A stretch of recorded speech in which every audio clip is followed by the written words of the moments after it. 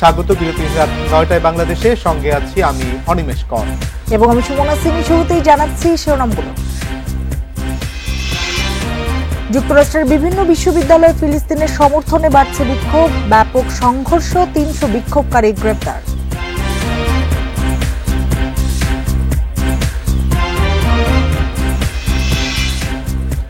শ্রমিকের ন্যায্য পাওনা না দেয়ায় বিশ্বখ্যাত ব্যক্তিকেও ছাড় দেয়নি সরকার, মে দিবসের আলোচনায় প্রধানমন্ত্রী।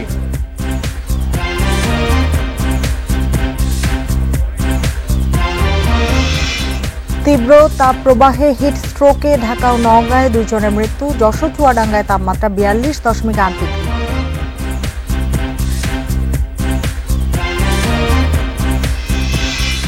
কুমিল্লা বিশ্ববিদ্যালয় বন্ধের সিদ্ধান্ত উপেক্ষা, হল ছাড়েনি শিক্ষার্থীরা, ক্যাম্পাসে বিক্ষোভ, সেশন জটের শঙ্কা।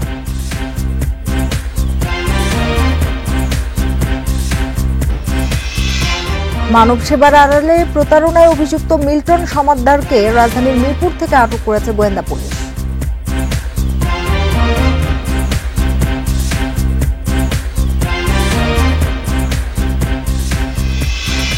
এবার পুরো খবর।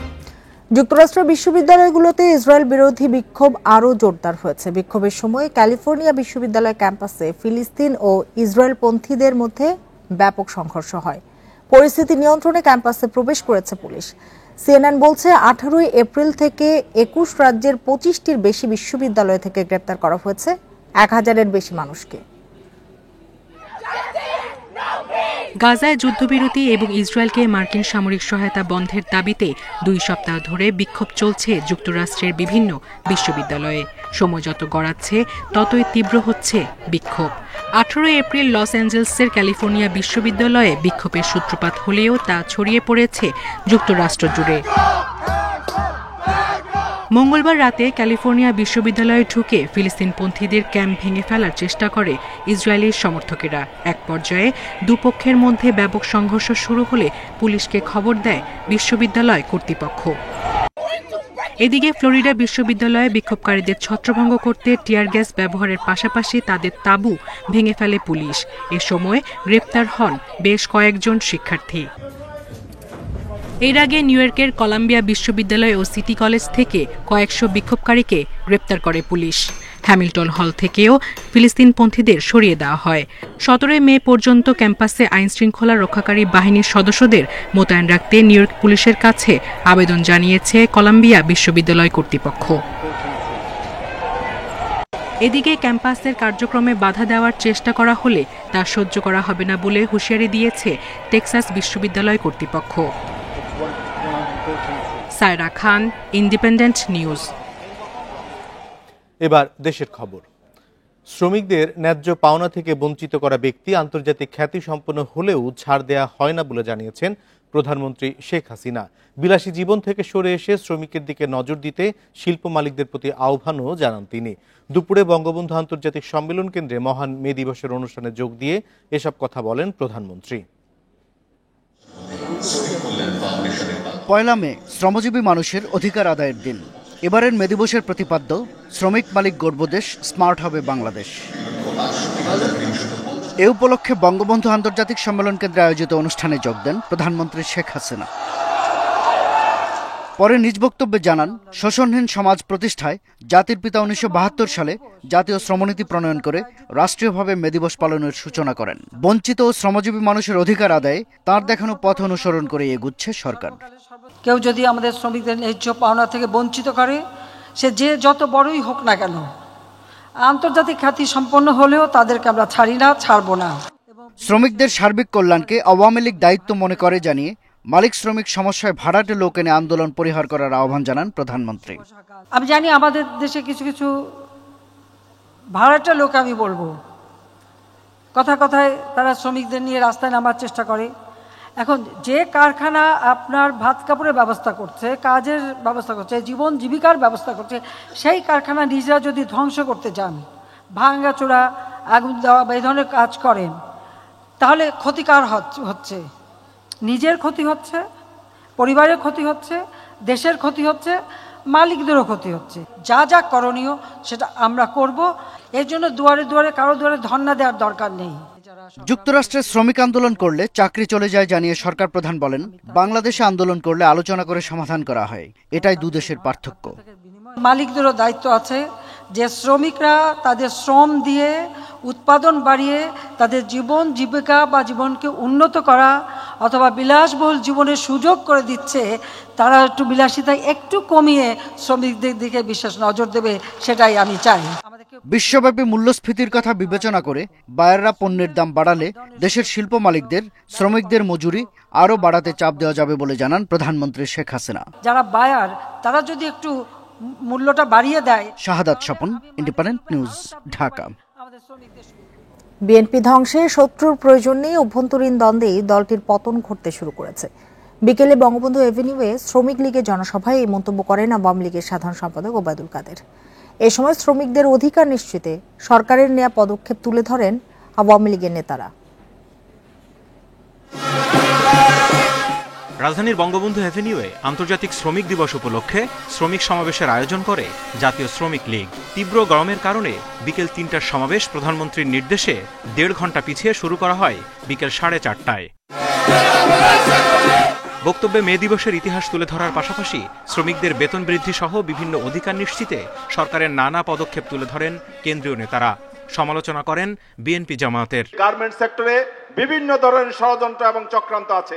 রপ্তানি আয় সেটাও আজকে আমাদের শ্রমিক ভাইদের কল্যাণে অর্জিত হচ্ছে।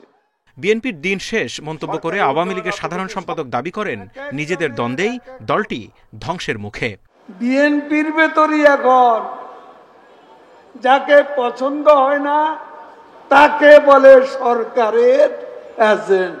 এই বিএনপি ভাঙন আমরা চাই না, কিন্তু বিএনপি যেই অবস্থায় আছে তারা নিজেরাই নিজেদের ভাঙনের জন্য দায়ী হবে।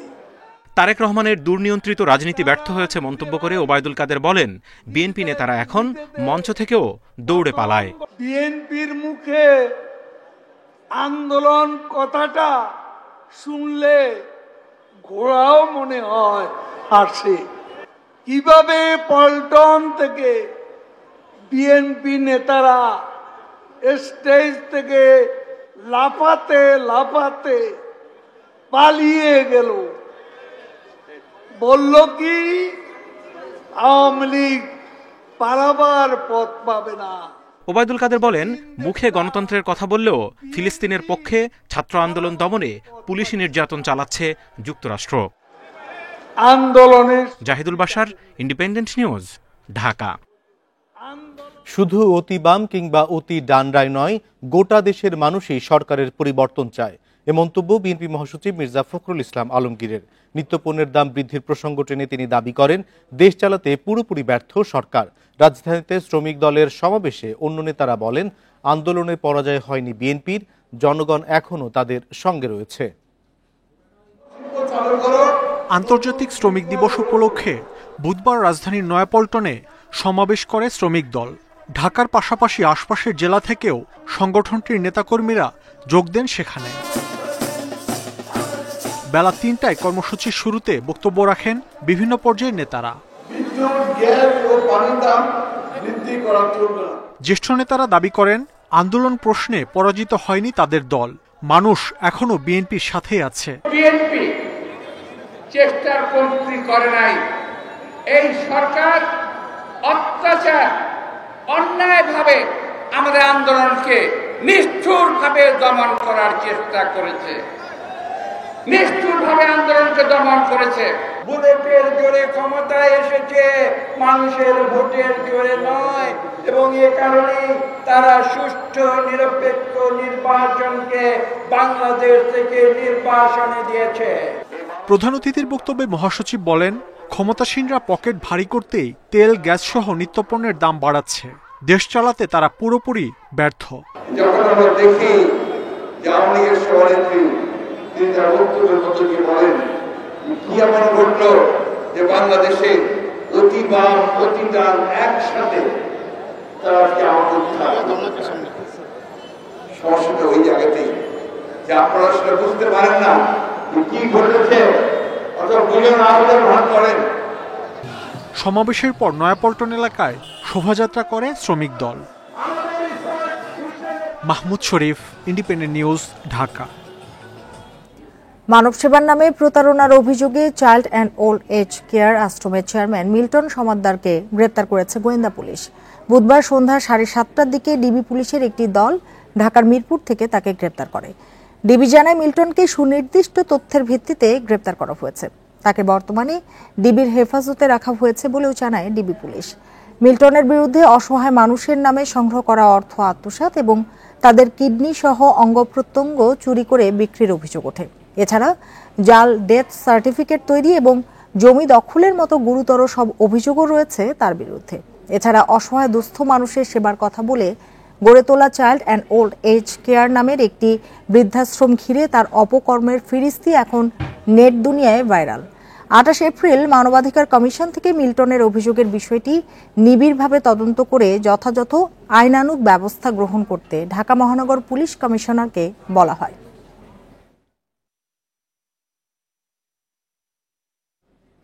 দেশে ৩৫ বছরের ইতিহাসে সর্বোচ্চ তাপমাত্রা ৪৩.৮ ডিগ্রি রেকর্ড হয় মঙ্গলবার যশোরে। তবে বুধবার পারদ কিছুটা নিম্নমুখী।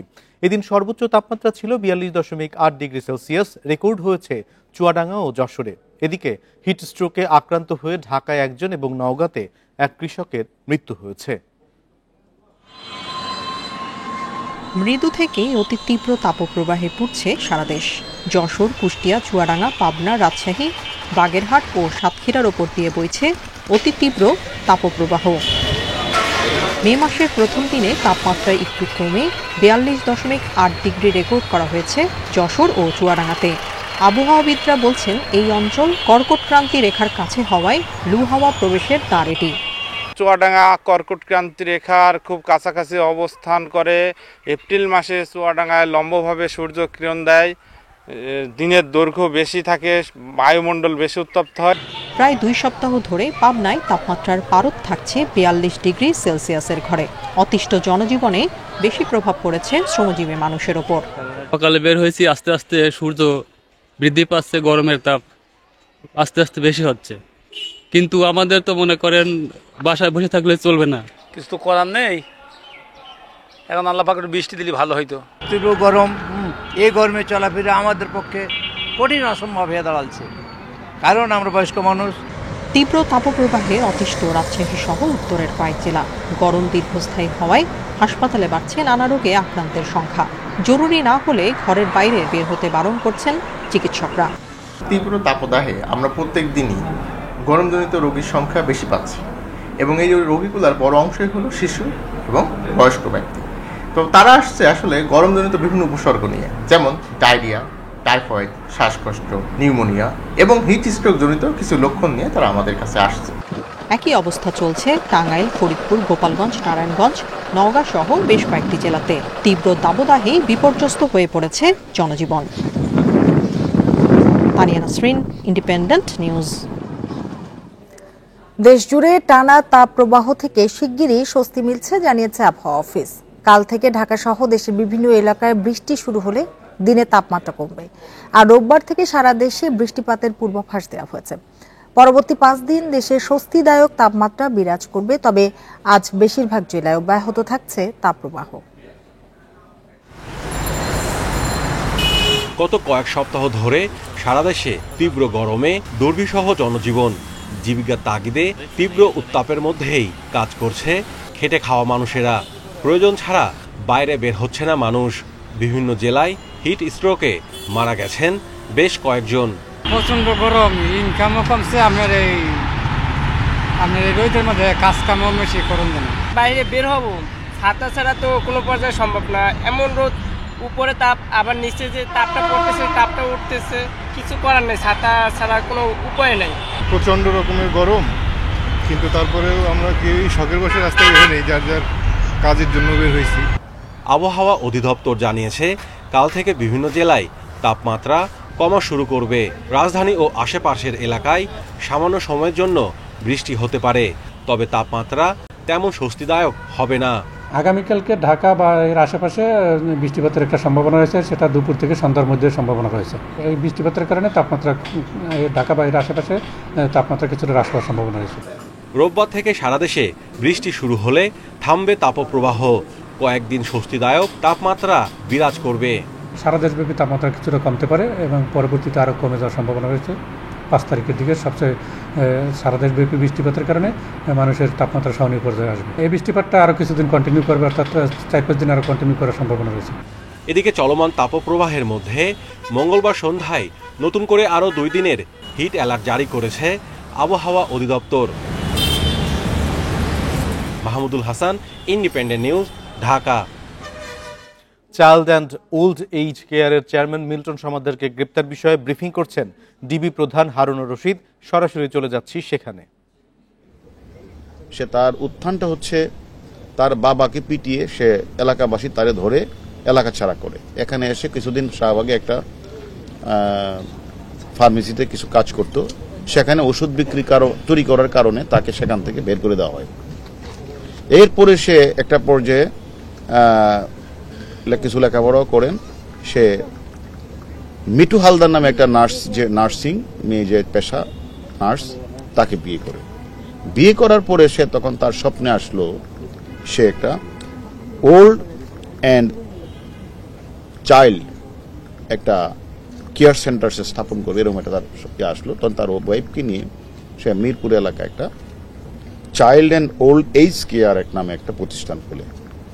এখন সেখানে খুলে আসলে এই যে তার বাচ্চা শিশুদেরকে নিয়ে আসতো, আর বৃদ্ধ মানুষগুলি যারা সেখান থেকে মানে গরিব তাদেরকে নিয়ে আসতো। এরকমভাবে আপনারাও দেখেছেন বিভিন্ন মিডিয়াতেও, সোশ্যাল মিডিয়াতে ভাইরাল হয়েছে। সেখানে এগুলি সে প্রকাশ হয়েছে এবং সে বলেছে যে আমরা সেখানে অপারেশন থিয়েটার আছে, সেখানে মানুষকে সে বিভিন্ন ধরনের সেবা দেয়। তাহলে অপারেশন থিয়েটার থাকে, হাসপাতাল থেকে, তারও তো লাইসেন্স থাকতে হবে। সে লাইসেন্স নেই। সে বেশিরভাগ কারণে না, সে রাতে লাশ দাপন করে। তখন তাকে জিজ্ঞাসাবাদ করা হলো যে আপনি রাতে লাশ দাপন করেন কেন? সে বলে যে আসলে না হলে তো মানুষ আমাকে বিভিন্ন প্রশ্ন করে, এটা সে উত্তর দিয়েছে। এবং আশ্রমে বৃদ্ধদের চিকিৎসা দেওয়া হয় না বলে গণমাধ্যমে এসেছে, সেটাও তাকে জিজ্ঞাসা করা হলো যে আপনি যে 30-25 লাখ টাকা খরচ করেন, টাকা পান কোথায়? এবং নিজেই ডেথ সার্টিফিকেট তৈরি করে ডাক্তারের সিল স্বাক্ষর জাল করে সে নিজেই মিডিয়ার কাছে শেয়ার করেছেন। এবং আমরা এটাও জেনেছি যে সে ইতিমধ্যে 900 লাশ দাপন করলেও 835 সালের সম্পূর্ণ গরমিল কোনো ডকুমেন্টসে দেখাতে পারে নাই। এবং তাকে জিজ্ঞাসাবাদ করলে তুমি এগুলি লাশগুলির পিছনে তোমার কারণ কি, লাশগুলি তুমি রাতে দাপন করো এগুলি, তখন কোনো এক সময় দেখা যায় যে সেখানে পাশে একটা মসজিদ ছিল, সেখান থেকে প্রশ্ন উঠেছে যে কিডনির পাশে সেখানে রক্তের দাগও রয়েছে। তাহলে তার বিরুদ্ধে অজস্র অভিযোগ, যে অভিযোগগুলি আমরা তাকে জিজ্ঞাসাবাদ করব যে লাশগুলি রাতে কেন উনি দাপন করতেন। তার কাছে আমরা জিজ্ঞাসাবাদ করব তিনি নিজে যে স্বীকার করেছেন যে ডেথ সার্টিফিকেটটা উনি নিজে কেন তৈরি করেন, ডাক্তারের সিল স্বাক্ষর উনি নেন না কেন। এবং সেটা একটা অনেকেই যারা তাদের অত একটা বাচ্চা শিশুকে দিয়েছে, অত বৃদ্ধ একটা মানুষ তার টর্চার দিয়েছে, যখন তার খোঁজ খবর নিতে গেছে তাকে সে সেখানে টর্চার ছেলে তাকে কিন্তু পিটিয়েছে। এরকম আমাদের অভিযোগ আমরা পেয়েছি। যে সবকিছু মিলিয়ে তার বিরুদ্ধে অজস্র অভিযোগ আমরা পেয়েছি। এবং সে এই টর্চার সেলে সে বলেছে তার 2টা আশ্রম রয়েছে, একটা হলো সাভার, একটা হলো সেখানে 500-700 লোক রয়েছে। কিন্তু সে খোঁজ নিয়ে জানা যাচ্ছে সেখানে 20-30 জন 40 জনের বেশি সেখানে লোক নেই। এবং আমাদের কথা হলো আমরা তাকে নিয়ে এসেছি এবং কিছু অভিযোগকারী রয়েছে, তারাও মামলা রুজু করবে। আমরা তাদেরকে রিমান্ডে এনে জিজ্ঞাসাবাদ করব যে কত সংখ্যক মানুষ তার এনে চিকিৎসার জন্য গিয়েছিল, কত সংখ্যক মানুষ মারা গেল, সে কি আসলে এই সকল। মিল্টন সমাদ্দারকে গ্রেপ্তারের বিষয়ে ব্রিফ করছিলেন ডিবি প্রধান হারুনুর রশিদ। আমরা এতক্ষণ সেখানে ছিলাম, চলে যাচ্ছি পরের খবরটিতে। তাপপ্রবাহে অক্সিজেন সংকটে মারা যাচ্ছে সাদা সোনা খ্যাত বাগদা চিংড়ি। এতে ক্ষতিগ্রস্ত হচ্ছেন সাতক্ষীরার চাষিরা। উৎপাদন লক্ষ্যমাত্রা অর্জিত না হওয়ার আশঙ্কা দেখা দিয়েছে। চিংড়ির মৃত্যুহার কমাতে ঘেরে পানির গভীরতা বৃদ্ধি, অক্সিজেন ট্যাবলেট দেওয়ার পরামর্শ মৎস্য কর্মকর্তাদের। চলতি বছরে সাতক্ষীরা জেলায় ছোট বড় মিলিয়ে 55,000 ঘেরে বাগদা চাষ হয়েছে, যার উৎপাদন লক্ষ্যমাত্রা 30,000 টন। এর মধ্যে সবচেয়ে বেশি বাগদা চিংড়ি চাষ হয়েছে শ্যামনগর ও আশাশুনি উপজেলায়। মাঝারি থেকে তীব্র তাপপ্রবাহে এবার চিংড়ি উৎপাদনের লক্ষ্যমাত্রা পড়েছে সংশয়ে। চলতি মৌসুমে ঘেরে দ্বিতীয় দফায় ছাড়া রেনুর বেশিরভাগই তীব্র গরমে মারা গেছে। অত্যাধিক তাপদাহের কারণে মাছ মারা যাচ্ছে, মানে ঘেরে আটন পাতলে মরা মাছ পাওয়া যাচ্ছে। রেনু নিচ্ছে, সেই রেনুর বাচ্চা আসে আমাদের পানিতে টিকতিস না, বাঁচতিস না, ওই যায় স্ক্যান করে ওই হয়ে মারা যাচ্ছে। চাষিরা বলছেন খালগুলো মুক্ত থাকলে এই গরমে বাগদা চিংড়ি রক্ষায় তারা পর্যাপ্ত পানি পেত। তাদের এবার লোকসান গুনতে হবে। মাছও পাচ্ছি না, মাছও মারা যাচ্ছে এবং আমাদের জন মজুরি এটা ওটা শ্রমিকদের দিয়ে আমাদের ব্যাপক লস। খাল অবমুক্তর মাধ্যমে পানি জানি সঠিকভাবে জোয়ার ভাটা খেলতে পারে এবং আমরা এই পানি ঘেরে নিয়মিত দেওয়ার মাধ্যমে মাছগুলোকে বাঁচাতে পারি, তার ব্যবস্থা করার জন্য সরকারের কাছে বিনীত আবেদন থাকবে। তাপপ্রবাহ, পর্যাপ্ত পানি না থাকা ও অতিরিক্ত লবণের কারণে বেশি মাছ মারা যাচ্ছে বলে জানিয়েছে মৎস্য কর্মকর্তা। জলবায়ু পরিবর্তনের যে বিরূপ প্রভাব, এটা মোকাবেলা করতে গেলে আগামীতেও তাদেরকে ঘেরের গভীরতা মিনিমাম যে শুষ্ক মৌসুমে 4 থেকে 5 ফিট পানি ধারণ ক্ষমতা থাকে এরকম ঘেরের গভীরতা বৃদ্ধি করা বিকল্প নেই। রপ্তানিজাত চিংড়ির 1/3 যোগান দেয় সাতক্ষীরা জেলা। Independent news. স্বাস্থ্য পরীক্ষার জন্য এভারকেয়ার হাসপাতালে নেওয়া হয়েছে বিএনপি চেয়ারপারসন খালেদা জিয়াকে। সন্ধ্যায় রাজধানীর গুলশানের বাসা থেকে বের হন তিনি। খালেদা জিয়ার ব্যক্তিগত চিকিৎসক অধ্যাপক এজেডএম জাহিদ হোসেন জানান, মেডিকেল বোর্ডের পরামর্শ মেনে বিএনপি নেত্রীকে এভারকেয়ারে নেওয়া হয়েছে। সেখানে বেশ কিছু পরীক্ষা নিরীক্ষা করা হবে। 78 বছর বয়সী Khaleda Zia liver, kidney, diabetes সহ নানা রোগে ভুগছেন। সবশেষ গত 31শে মার্চ খালেদা জিয়াকে হাসপাতালে ভর্তি করা হয়েছিল। সে সময় 2 দিন ধরে পরীক্ষা নিরীক্ষা চলে।